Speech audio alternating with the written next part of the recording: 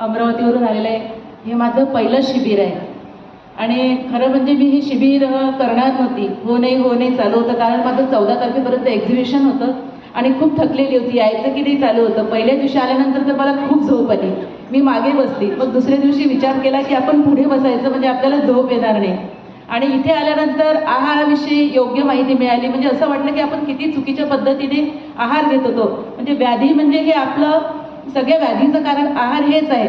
आणि सगळ्यांना एक जाणवलं असेल आपल्याला, हा छोटा जो आहे आणि मध्ये मध्ये येऊन आपल्याला थोडीशी एनर्जी आपली वाढवायचा.